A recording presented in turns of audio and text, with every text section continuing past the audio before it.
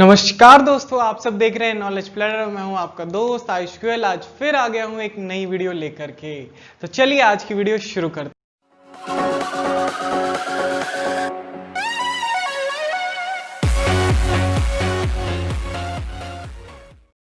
आज का जो हमारा टॉपिक है वो है डिमांड फॉर मनी। मनी वाला चैप्टर हमारा चल रहा है। ये मनी की सेकंड वीडियो है। फर्स्ट वीडियो आ चुकी है, अभी तक आपने नहीं देखी है तो लिंक जो है आपको आई बटन में यहां मिल जाएगा, जाइए उससे पहले देखिए फिर इस वीडियो को देखिएगा। तो हम बात कर रहे थे पिछली वीडियो में, हम मनी के जो है डेफिनेशन के बारे में बात करी, बार्टर सिस्टम क्या होता है उसके बारे में बात करी हमने, और जो है हमने मनी की फॉर्म्स कैसे होती हैं, कैसे कैसे तरह की मनी होती है, और जो है मनी का इवोल्यूशन कैसे हुआ, उन सब चीजों के बारे में बात करी। और आज की वीडियो में हम बात कर रहे हैं सबसे पहले डिमांड फॉर मनी की। तो टॉपिक शुरू करने से पहले मैं आपको कुछ शेयर करना चाहूंगा एक इंसिडेंट। क्या हुआ कि कल जो है मैं बैंक में गया था, और जब मैं बैंक में गया तो मुझे बैंक मैनेजर ने जो है अपने पास पकड़ के बुलाया और बिठा लिया। बोला कि सर सुनिए, बहुत फायदे की बात बता रहा हूं कि अभी जो है बैंक क्या करने वाला है कि इंटरेस्ट रेट रिवाइज करने वाला है, और जो इंटरेस्ट रेट होगा सेविंग परसेंट पे वो हम बहुत ही ज्यादा बढ़ाने वाले हैं, 10% करने वाले हैं।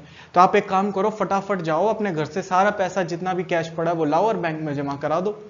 तो मुझे तो जो है एकदम शौक लगा कि 10% इंटरेस्ट रेट बैंक का, कहां 4% 3% देते थे, 10%। तो जो है वो 10% सुन करके काफी लालच आ गया मेरे मन में, और मुझे लगा कि 10% इंटरेस्ट रेट है तो मुझे सारा पैसा जमा करा देना चाहिए। लेकिन क्या दिक्कत है अगर मैं सारा पैसा जमा करा दूं? क्या मैं करा दूं सारा पैसा जमा? इस पर आप सबका क्या राय होगी? जो है सोचिए इस विषय में। अगर आपसे कहा जाए कि आपके घर में जितना पैसा कैश रूप में रखा है, आपने जितना भी पैसा अपने घर में रख रखा है, उस पैसे को आप जमा करा दें तो आपके साथ क्या क्या प्रॉब्लम आने वाली है। वीडियो को पॉज करके सोचिएगा जरूर। तो चलिए मैं बताता हूं कि मेरे साथ क्या क्या दिक्कतें होंगी अगर जो है मैं सारा पैसा कैश में जमा करा दूंगा। जो सारा कैश मेरे पास पड़ा है वो मैं बैंक में जमा करा दूंगा। तो जो मेरे पास सारा कैश पड़ा है अगर वो बैंक में जमा हो गया तो क्या होगा कि जितनी भी कैश पेमेंट्स मैं करता था वो मैं नहीं कर पाऊंगा। जैसे कि सपोज अगर मुझे सब्जी खरीदनी थी, उसके लिए सब्जी वाला मुझसे कैश पेमेंट लेता था, सब्जी वाले के पास जो है कार्ड नहीं चलता, सब्जी वाले के पास जो है पेटीएम नहीं चलता। मोस्ट ऑफ द सब्जी वाले आज ऐसे हैं कि जो कैश में ही लेते हैं। छोटे दुकानदार, किराना स्टोर, वहां मैं पेमेंट नहीं कर सकता। छोटे हॉस्पिटल में इमरजेंसी है तो वहां पेमेंट नहीं कर सकता। तो यानी कि बहुत सारी ऐसी जगह है जहां पर जो है मैं पेमेंट नहीं कर सकता। तो यानी कि मेरे साथ बहुत ज्यादा प्रॉब्लम होगी कि मैं ट्रांजेक्शन ही नहीं कर पा रहा हूं अगर मेरे पास कैश नहीं है। तो यानी कि मैं जो है वो पैसा बैंक में जमा नहीं कराऊंगा, भले ही जो है मुझे 10% का इंटरेस्ट रेट मिल रहा है। भले ही मुझे 10% का इंटरेस्ट रेट मिल रहा है, फिर भी जो है मैं वो पैसा बैंक में जमा नहीं करवा रहा, उस पैसे को होल्ड करके रख रहा हूं। क्यों? उसके पीछे कारण है कि मुझे जो है बहुत सारी कैश ट्रांजेक्शंस करनी होती हैं। उन सब के होते हुए मैं जो है उस पैसे को जमा नहीं करा सकता। तो यही जो चीज है कि लोग जो है पैसा अपने पास रखना चाह रहे हैं, भले ही जो है मार्केट में इंटरेस्ट रेट है हाई, फिर भी लोग अपने पास पैसा रखना चाह रहे हैं। इसी को जो है हम डिमांड फॉर मनी बोलते हैं। If people desires to hold money, लोग अगर पैसा अपने पास अपनी अंटी में दबा करके रखना चाह रहे हैं, we can say that there is a demand for money. और इसी चीज को तो हम क्या बोलते हैं? Demand for money. इसी चीज को हम डिमांड फॉर मनी बोलते हैं।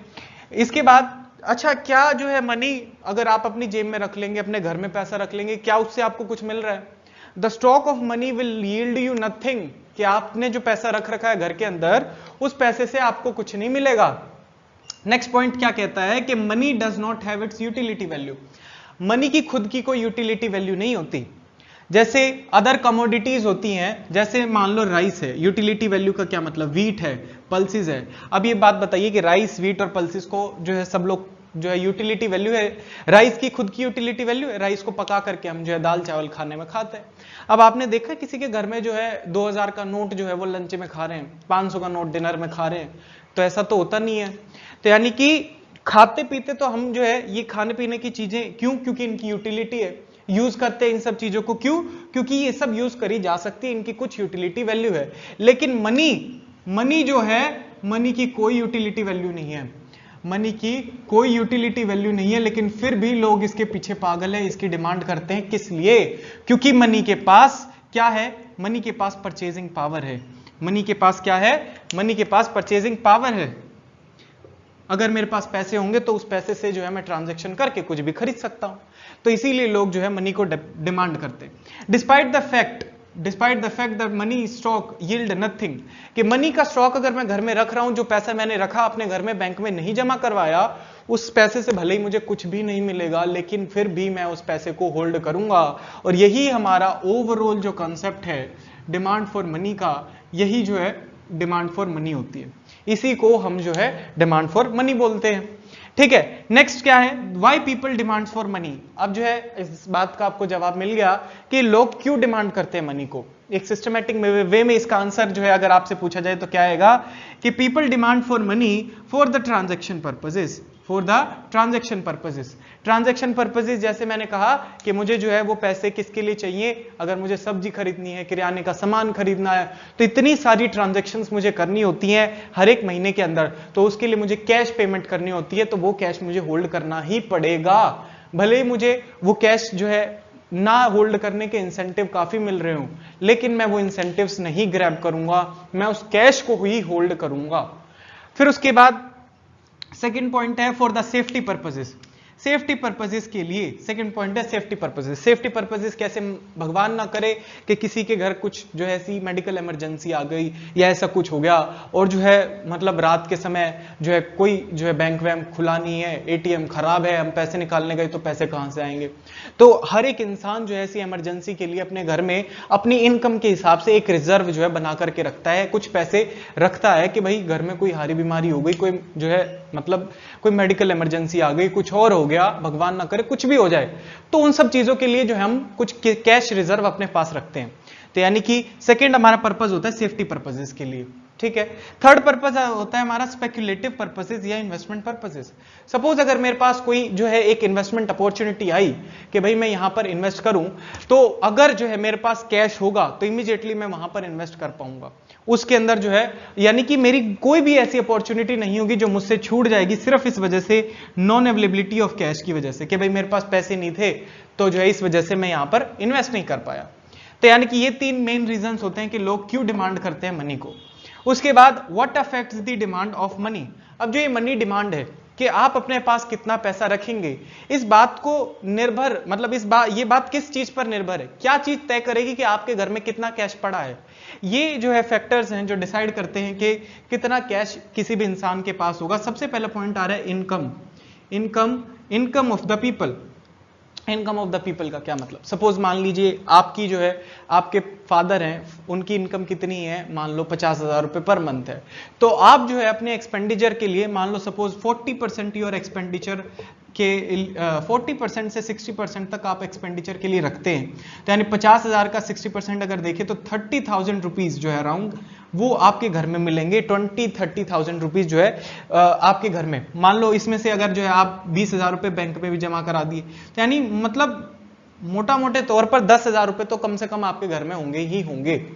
तो यानी कि अच्छा, जब ये सिचुएशन कब है, जब आपकी इनकम कितनी है 50,000। सपोज अगर मेरी इनकम जो है 1 लाख की हो गई, और अगर मेरी इनकम 1 लाख की हो गई तो मेरे एक्सपेंडिचर भी डबल हो जाएंगे। जितना मैं पहले खर्च करता था अब मेरे एक्सपेंडिचर भी डबल हो गए। तो यानी कि जो मेरी अगर 50,000 पे मैं 10,000 रुपए का कैश अपने घर में रख रहा हूं, तो यानी कि जब मेरी इनकम 1 लाख हो जाएगी, जब मेरी इनकम 1 लाख हो जाएगी तो मैं कितना होल्ड करूंगा 20,000 रुपीज, तब मैं 20,000 रुपीज होल्ड करूंगा। तो यानी कि इनकम एक ऐसा फैक्टर है जो डिसाइड करेगा कि हमारी जो है कितने एक्सपेंडिचर होंगे और कितनी जो है हम मनी होल्ड करेंगे। दूसरा है इंटरेस्ट रेट। इंटरेस्ट रेट जैसे मैंने सबसे पहले आपको एग्जांपल बताया कि बैंक मुझे interest rate, high interest rate offer कर रहा है, तो यानी कि हाई इंटरेस्ट रेट मुझे अगर ऑफर किया जा रहा है तो कुछ पार्ट जो है मैं फिर भी जितनी मेरी रिक्वायरमेंट है उसमें से कुछ पार्ट निकाल के जमा करा दूंगा, लेकिन जो है मैक्सिमम पोर्शन जो मुझे मतलब एक रिक्वायरमेंट नेसेसरी है उसके लिए जो है मैं पैसे रखूंगा ही रखूंगा, भले इंटरेस्ट रेट हाई हो। थर्ड पॉइंट क्या है, volume of the transaction. Volume of the transaction का क्या मतलब कि मान लो मेरी इनकम पहले 50,000 थी तो मेरी ट्रांजैक्शन कितने रुपए की हो रही थी, 10,000 रुपए की ट्रांजैक्शन हो रही थी, लेकिन अब जब मेरी इनकम 1 लाख की हो गई तो मेरी ट्रांजैक्शन कितने की हो रही है, 20,000 की। तो यानी मेरी वॉल्यूम ऑफ ट्रांजैक्शन इनकम के हिसाब से बढ़ गई, तो इसीलिए मैं ज्यादा डिमांड करूंगा मनी की। तो ये है पूरा कंसेप्ट मनी डिमांड का, और मैं जो है ये अंदाजा लगाता हूं कि आपको बहुत ही अच्छे से ये टॉपिक समझ आ गया होगा। अब ये थी डिमांड ऑफ मनी। अब इसके बाद आगे हम बात करते हैं कि सप्लाई ऑफ मनी क्या है। सप्लाई ऑफ मनी का टॉपिक जो है अब हम आगे देखेंगे। तो चलिए अब देखते हैं सप्लाई ऑफ मनी क्या है। तो चलिए अब हम बात करते हैं मनी सप्लाई के बारे में। कोई भी प्रोड्यूसर किसी भी चीज का होता है, कोई भी गुड्स मैन्युफैक्चरर होता है, वो अपनी मार्केट के अंदर जो है डिमांड और सप्लाई जानना चाहता है। तो ऐसे ही जो है आरबीआई भी जो है मनी का प्रोड्यूसर है, वो भी जो है मार्केट के अंदर डिमांड कितनी है मनी की और मार्केट के अंदर सप्लाई कितनी है मनी की, वो जानना चाहता है। तो यानी कि आरबीआई जो है ये जानना चाहेगा कि मार्केट के अंदर कितना पैसा पहले से ही एग्जिस्ट कर रहा है, ताकि जो है आरबीआई को पता चले कि मनी जो है और इंजेक्ट करनी है या फिर जो है मनी को जो है वहां से लीक करवाना है। तो यानी कि आरबीआई भी जो है इस कंसेप्ट को पढ़ता है, मनी ऑफ सप्लाई को। तो यानी सप्लाई ऑफ मनी जो टॉपिक है वो बहुत ही इंपॉर्टेंट टॉपिक है। सप्लाई ऑफ मनी का क्या मतलब होता है? It refers to the total money available in the economy in the hands of the public at a particular point of time। यानी कि सप्लाई ऑफ मनी का क्या मतलब हुआ, एक पर्टिकुलर पॉइंट ऑफ टाइम पर अगर जो है जितना भी पैसा जो टोटल मनी अवेलेबल है with the public in the hands of the public जो है वो क्या कहलाता है, मनी सप्लाई कहलाता है। एक पर्टिकुलर पॉइंट ऑफ टाइम पे कितने पैसे इकोनॉमी के अंदर हैं वो क्या कहलाते हैं, supply of money. Supply of money is a stock concept. अब जो है स्टॉक कंसेप्ट क्या होता है, दो तरह के कंसेप्ट होते हैं हमारे पास, स्टॉक कंसेप्ट और फ्लो कंसेप्ट। स्टॉक कंसेप्ट का क्या मतलब होता है कि जैसे जो चीज एक पर्टिकुलर पॉइंट ऑफ टाइम पर मेजर करी जाए उस कंसेप्ट को हम कहते हैं स्टॉक कंसेप्ट। स्टॉक कंसेप्ट यानी कि जैसे यहां पर हम बात करें मनी सप्लाई की, अगर मैं कहूं कि एक पर्टिकुलर डे पर, मैं कह रहा हूं 31 मार्च से 31 मार्च को जो है रात को 12 बजे कितने पैसे जो है इंडिया की इकोनॉमी में अवेलेबल है, ये एक पर्टिकुलर पॉइंट ऑफ टाइम है एक पर्टिकुलर डे का। तो यानी इस पॉइंट ऑफ टाइम पर जब मैं मेजर करूंगा तो वो एक स्टॉक कंसेप्ट होगा। और जब मैं अगर जो है पूरे साल की, सपोज 2020 जो ये कंप्लीट ईयर होगा, इस साल के अंदर जो है इंडियन इकोनॉमी के अंदर कितना पैसा रहा, वो क्या होगा, एक फ्लो कंसेप्ट होगा। तो यहां पर हम जो है स्टॉक कंसेप्ट की बात कर रहे हैं कि मनी, सप्लाई ऑफ मनी एक जो है स्टॉक कंसेप्ट है। ठीक है, ये आपको क्लियर है कि सप्लाई ऑफ मनी क्या होता है। सप्लाई ऑफ मनी का मतलब होता है एक पर्टिकुलर पॉइंट ऑफ टाइम पर इंडिया की इकोनॉमी के अंदर कितना पैसा अवेलेबल है, वो जो है सप्लाई ऑफ मनी होगी। सप्लाई ऑफ मनी आरबीआई क्यों जानना चाहता है कि ताकि आरबीआई जो है उसे रेगुलेट कर सके कि मनी की शॉर्टेज है या मनी की एक्सेस सप्लाई है, तो उसे जो है आरबीआई ठीक कर सके। अब जो है सेकंड पॉइंट आता है, supply of the money does not include the money, supply of the money does not include the money hold by the suppliers. तो यानी सप्लाई ऑफ मनी के अंदर जैसे सपोज एक ब्रेड सप्लायर है, ब्रेड सप्लायर मार्केट के अंदर bread supply करता है, तो वो ब्रेड सप्लायर क्या अब जब अपनी मार्केट की स्टडी करेगा कि उसने कितना सप्लाई कर रखा है माल, तो क्या वो उसके अंदर जो उसके पास सामान पड़ा है, उसके पास बना हुआ जो ब्रेड पड़ा है उसे भी इंक्लूड करेगा? वो क्यों इंक्लूड करेगा? उसे मार्केट की सप्लाई चेक करनी है, तो उसके अंदर वो अपने पास पड़ा हुआ सामान क्यों इंक्लूड करेगा? वो तो सिर्फ मार्केट में कितना अवेलेबल है वो चेक करेगा। तो यानी कि इसी तरह से आरबीआई भी जो है मनी सप्लायर है। केवल आरबीआई ही मनी सप्लायर नहीं है, तीन तरह के मनी सप्लायर होते हैं हमारे पास, तीन तरह के मनी सप्लायर होते हैं, उनके बारे में हम देखेंगे। तो यानी कि बात क्या है कि मनी सप्लायर जो भी पैसा उनके पास पड़ा होता है वो पैसा जो है इंक्लूड नहीं करा जाता मनी सप्लाई को कैलकुलेट करते वक्त। अब देखिए कौन कौन से सप्लायर है मनी के, ये इंपॉर्टेंट क्वेश्चन है कि मनी के सप्लायर कौन कौन से होते हैं। सबसे पहला सप्लायर है सेंट्रल बैंक। सेंट्रल बैंक होता है किसी भी देश का जो मुख्य बैंक होता है, जैसे कि इंडिया के अंदर रिजर्व बैंक ऑफ इंडिया है। उसी तरह से जो है दूसरा सप्लायर है कमर्शियल बैंक और तीसरा सप्लायर है गवर्नमेंट ऑफ इंडिया। तो यानी कि ये तीन सप्लायर हैं। आरबीआई किस तरह से, आरबीआई जो है, आरबीआई सोल अथॉरिटी है, एकमात्र ऐसी अथॉरिटी इंडिया के अंदर आरबीआई है जिसके पास पावर है कि जो है करेंसी छाप सकता है, जो नए नोट छाप सकता है, उसकी पावर किसके पास है? सिर्फ आरबीआई के पास है। कमर्शियल बैंक कैसे जो है मनी क्रिएट करते हैं? कमर्शियल बैंक जो है बैंक मनी के नाम से जो है मनी क्रिएट करते हैं। कमर्शियल बैंक जो है क्रेडिट मनी क्रिएट करते हैं। जैसे सपोज आप बैंक के अंदर जाते हैं, बैंक के अंदर आप पैसे जमा करवा देते हैं, तो वो होते हैं डिमांड डिपॉजिट्स, उन्हें बोलते हैं डीडी, कि जो बैंक के पास ऐसे डिपॉजिट जो कभी भी मांग करके वापस लिए जा सकते हैं उन्हें हम बोलते हैं डिमांड डिपॉजिट। तो यानी आपने बैंक के पास पैसे जमा करवा दिए, तो ये पैसे जब आपने जमा करवाए, सपोज ये अगर 1000 रुपए जमा करवाए, तो बैंक क्या करते हैं, बैंक क्या इन 1000 रुपए को अपने पास रखते हैं? नहीं, बैंक जो है फर्दर इन पैसों को क्या कर देते हैं, लैंड कर देते हैं, लोगों को उधार दे देते हैं। तो बैंक ने अगर आपसे 1000 रुपए ली हैं तो आगे जो है वो 10,000 रुपए इन्हें बना करके जो है लोगों को उधार दे देते हैं। ये कैसे होता है, क्या होता है, ये जो बैंक मनी का कंसेप्ट है ये डिटेल में हम जो है बैंकिंग वाले चैप्टर में पढ़ेंगे। अभी के लिए आप इतना समझ लीजिए कि जो आप डिपॉजिट कराते हैं पैसे, उससे जो है 1000 के 10,000 बना करके बैंक ने लोन दे दिया। ये जो डिफरेंस है 9,000 का, ये जो है क्या है, बैंक मनी है और जो बैंक ने क्रिएट करी है। तो उसके बाद ये जो है, अच्छा उसके बाद हमारा आ रहा है गवर्नमेंट। गवर्नमेंट जो है as a bank, as a money supplier कैसे है। जो गवर्नमेंट ऑफ इंडिया है, जो इंडिया के अंदर कॉइन्स होते हैं, इंडिया के अंदर जितने भी कॉइन्स होते हैं उनका जो भी बनाने का काम होता है वो किसके पास होता है, वो रिजर्व बैंक के पास नहीं होता, वो गवर्नमेंट ऑफ इंडिया के पास होता है।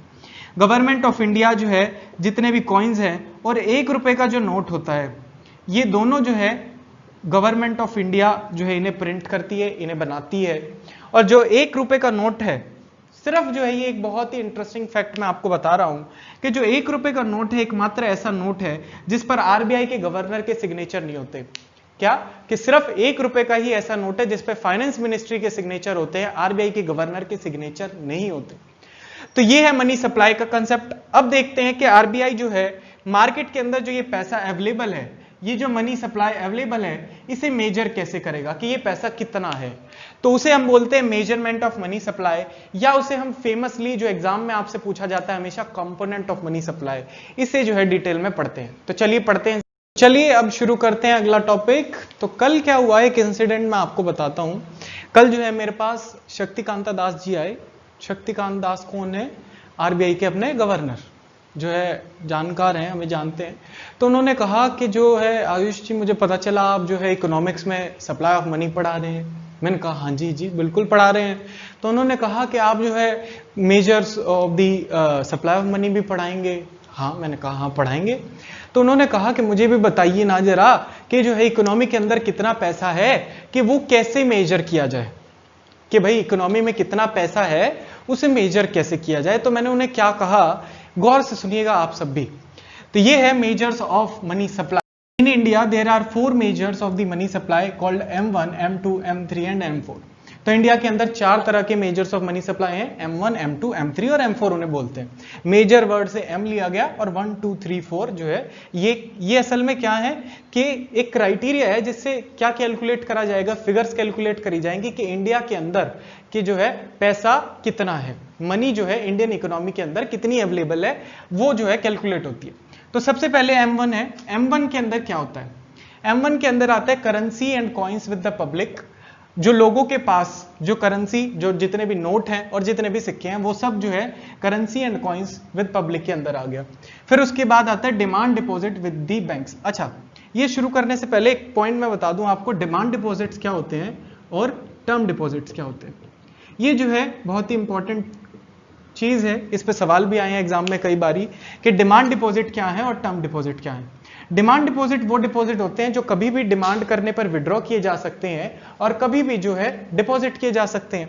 तो जैसे कि आपका सेविंग अकाउंट हो गया और आपका करंट अकाउंट हो गया, ये किसके अंदर आते हैं, डिमांड डिपॉजिट के अंदर। ये ऐसे डिपॉजिट होते हैं जिनके अगेंस्ट आप पैसा कभी भी निकाल सकते हैं, किसी भी टाइम पे इनमें पैसा जमा करा सकते हैं। तो ये होता है डिमांड डिपॉजिट। अच्छा, सेविंग अकाउंट और करंट अकाउंट में आपको डिफरेंस पता होना चाहिए कि सेविंग अकाउंट क्या होते हैं, जो सेविंग पर्पसेस के लिए बनाए जाते हैं, वो किसी के भी हो सकते हैं, हाउस होल्ड के भी, बिजनेसेस के भी। लेकिन जो करंट अकाउंट होते हैं वो मोस्टली बिजनेसेस के होते हैं, जिनके अंदर जो है बिजनेस ट्रांजेक्शन्स के लिए जो बनाए जाते हैं। और जो है अच्छा, और क्या फर्क है, सेविंग अकाउंट के अंदर आपको इंटरेस्ट मिलता है और जो करंट अकाउंट होते हैं वहां पर आपको कोई इंटरेस्ट नहीं मिलता। और जो है ट्रांजेक्शन्स की जो है यहाँ पर लिमिटेड ट्रांजेक्शन होती है और यहाँ पर जो है काफी बड़ी लिमिट पर ट्रांजैक्शन, एक ह्यूज क्वांटिटी की ट्रांजैक्शंस हो सकती हैं। फिर उसके बाद बात करते हैं, ये होगी डिमांड डिपॉजिट। और टर्म डिपॉजिट क्या होता है, टर्म डिपॉजिट वो होते हैं कि जो एक स्पेसिफाइड टर्म के लिए, टर्म का मतलब होता है समय अवधि, एक स्पेसिफाइड टाइम पीरियड के लिए, जो एक स्पेसिफाइड टाइम पीरियड के लिए होते हैं वो होते हैं टर्म डिपॉजिट्स। जैसे कि फिक्स डिपॉजिट आप बैंक के अंदर करवाते हैं तो वो फिक्स डिपॉजिट क्या है, एक टर्म डिपॉजिट है, उसमें से पैसा जो है आप वो समय जो है, जो समय जो अवधि है वो निश्चित हो गई कि 6 महीने का एफडी है, तो उससे पहले आप पैसा नहीं निकाल सकते और अगर निकालेंगे तो आपके जो इंटरेस्ट होगा उसमें से पेनल्टी चार्ज होती है उसकी। तो ये होते हैं टर्म डिपॉजिट और जो है ये होते हैं डिमांड डिपॉजिट। अब इसके अंदर और क्या फर्क है कि जो डिमांड डिपॉजिट होते हैं वो चेकेबल होते हैं। चेकेबल मतलब कि इनके अगेंस्ट जो है चेक इशू किया जा सकता है कि सेविंग अकाउंट में, करंट अकाउंट में आपको चेक बुक मिलती है।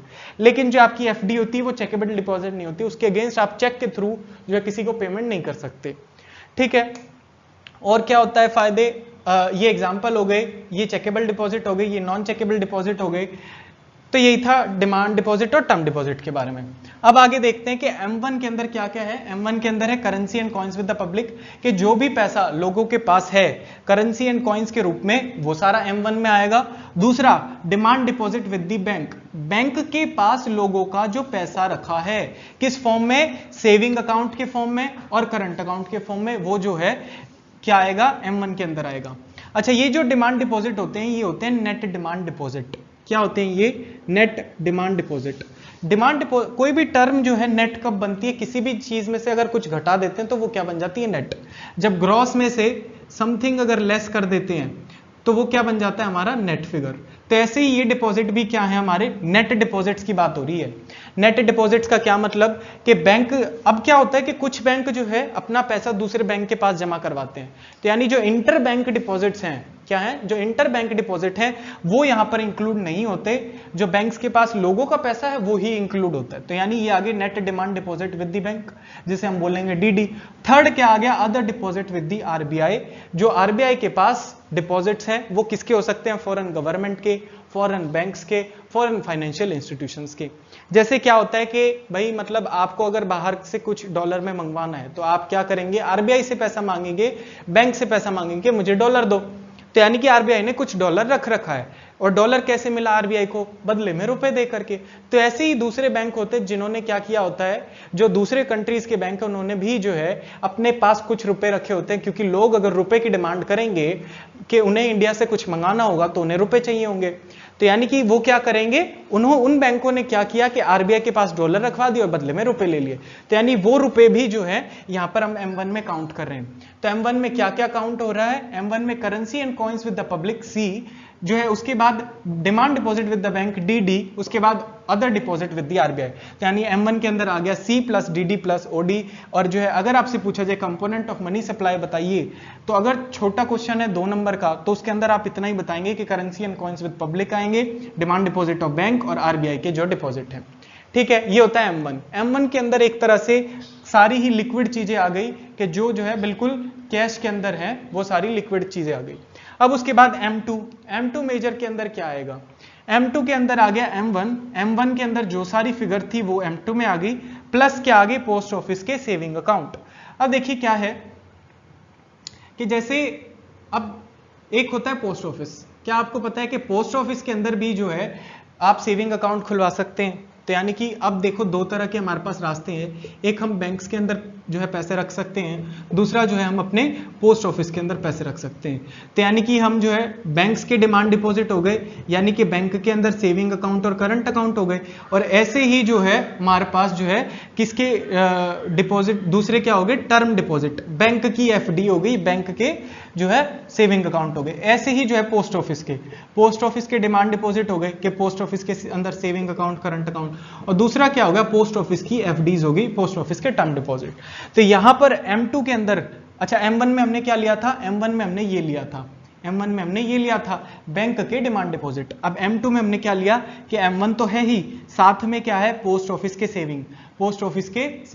अब पहले ये ले लिया फिर ये ले लिया। अब उसके बाद M3 के अंदर क्या आएगा, M3 में आएगा M1 जो है M1, उसके अंदर क्या ऐड कर रहे हैं हम, net demand deposit with the bank, यानी कि बैंक के टाइम डिपॉजिट मतलब बैंक की एफडी। अब हमने क्या इंक्लूड कर ली, बैंक की एफडी। पहले हमने क्या लिया, M1 के अंदर हमने लिए डिमांड डिपॉजिट, M2 के अंदर हमने लिए पोस्ट ऑफिस के सेविंग डिपॉजिट, पोस्ट ऑफिस के डिमांड डिपॉजिट या पोस्ट ऑफिस के सेविंग, और M3 में अब हम क्या ले रहे हैं कि बैंक के डिमांड डिपॉजिट। और M4 का क्या है, M4 में है M3 ये, यानी कि M1 प्लस जो है बैंक के, यानी अब क्या हुआ, M4 तक आते आते क्या हुआ, M4 में क्या क्या आ गया, M4 में M3 आ गया। इसका क्या मतलब, बैंक के ये दोनों आ गए, बैंक के डिमांड डिपॉजिट भी आ गए, बैंक के टर्म डिपॉजिट भी आ गए। कैसे आ गए? देखिए M3 के अंदर क्या है, M3 के अंदर M1 है, M1 में डिमांड डिपॉजिट है बैंक के, तो डिमांड डिपॉजिट तो हो गए। फिर उसके बाद और क्या, सेकंड सेविंग जो है डिमांड डिपॉजिट आ गए। अब उसके बाद ये टर्म डिपॉजिट यहाँ पर हमने बैंक के ले ही रखे हैं, तो वो भी जो है M4 में आ गए। तो यानी अब ये तो आ गए, अब क्या बचा, अब जो है बचा सिर्फ जो है पोस्ट ऑफिस के डिपॉजिट। अब ये जो पोस्ट ऑफिस के सारे डिपॉजिट हैं वो भी हमने यहाँ लिख लिया कि all deposits of the post office, जिसके अंदर पोस्ट ऑफिस के डिमांड डिपॉजिट भी आ गए और पोस्ट ऑफिस के टाइम डिपॉजिट भी आ गए। तो ये जो है इसके अंदर इस तरह से सारी M4 तक आते आते सब कुछ कवर हो गया, M4 तक आते आते सब कवर हो गया। तो ये थे जो है मेजर्स M1, M2 और M3, M4 मेजर्स। अच्छा, इसके अंदर अगर हम बात करें इनकी लिक्विडिटी की, तो M1 और M2 जो है नैरो मेजर्स होते हैं और M3 और M4 ब्रॉडर मेजर्स होते हैं। नैरो का क्या मतलब, ये ज्यादा लिक्विड है, कि यानी कि इनके अंदर जो पैसा काउंट किया गया वो एक तरह से लिक्विड मनी मतलब जो मोस्टली जो है कैश में इजीली अवेलेबल हो सकेगी। और जो ये M3, M4 में है ये कम लिक्विड है, ये ब्रॉडर है। ब्रॉडर और नैरो हमें किस लिए कह रहे हैं, नैरो किस लिए कह रहे हैं M1, M2 को, क्योंकि इसके अंदर हमने कम चीजों को इंक्लूड किया है। M3, M4 के अंदर ब्रॉडर कह रहे हैं क्योंकि इसने कई सारी मतलब सारी ही चीजों को जो है इंक्लूड कर लिया, इसलिए हम इसे M3 और M4 को ब्रॉडर कंसेप्ट बोलते हैं, ब्रॉडर मेजर्स बोलते हैं। M1, M2 को हम नैरो मेजर्स बोलते हैं। अच्छा, उसके बाद नेक्स्ट हमारे पास पॉइंट आ रहा है कि हाई पावर्ड मनी क्या होती है और जो है मनी के और हाई पावर्ड मनी के बीच में क्या डिफरेंस है।